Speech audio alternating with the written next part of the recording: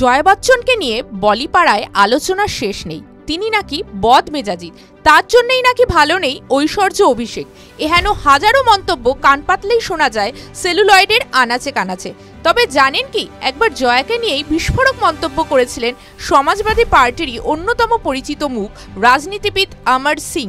সমাজ মাধ্যমের সামনে প্রকাশ্যেই বলেছিলেন শাশুড়ি মা ও শ্বশুরমশাইয়ের সঙ্গে নাকি বিন্দু মাত্র বনিবনা হয় না জয়ার। দৈনিক ভাস্করকে দেওয়া এক সাক্ষাৎকারে অধুনা প্রয়াত এই রাজনীতিবিদ দাবি করেন জয়ের কারণেই নাকি আলাদা বাড়িতে আজীবন থেকে গিয়েছেন অমিতাভের বাবা মা। আগে অমিতাভের বাবা মা অর্থাৎ হরিবংশ রায় বচ্চন ও তেজি বচ্চন থাকতেন দিল্লিতে। তবে শারীরিক অসুস্থতার কারণে ছেলে অমিতাভের কাছে চলে আসেন তারা। একসঙ্গেই থাকা শুরু করেছিলেন ওরা।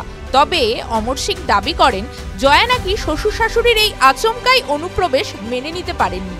বাধ্য হয়েই অমিতাভের বাংলো প্রতীক্ষাতে থাকতে শুরু করেন অমিতাভের বাবা মা।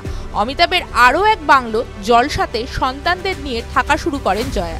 অমিতাভ যদিও জলসা নয়, বেছে নেন বাবা মাকেই, থাকতে শুরু করেন প্রতীক্ষাতে।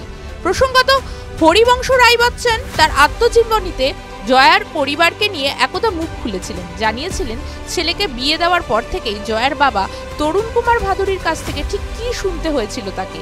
হরিবংশ জানান, বিয়ে সবে শেষ হয়েছে। কিছুটা মজার ছলেই তিনি তরুণ কুমারের কাছে গিয়ে বলেছিলেন, এত সুন্দর জামাই পাওয়ার পর আপনাদের অভিনন্দন। উত্তরে নাকি তরুণ কুমার বলেছিলেন, আমাদের পরিবারটাই শেষ হয়ে গেল। TV9 Bangla digital.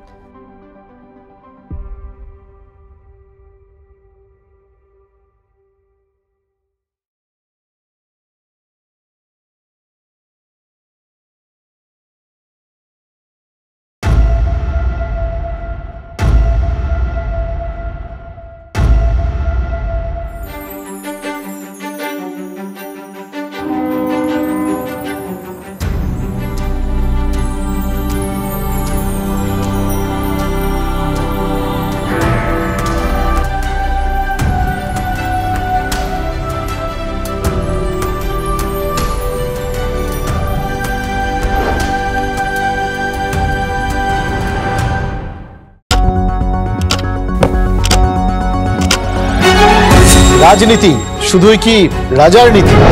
রাজা উজিরের চোখে নয়, আপনার আমার চোখে সমাজের ছবি। কঠিন কথা সহজভাবে না বললেই নয়, না বললেই নয়। প্রতিদিন রাত 9টায় TV9 বাংলায়। TV9 বাংলা না দেখলেই নয়।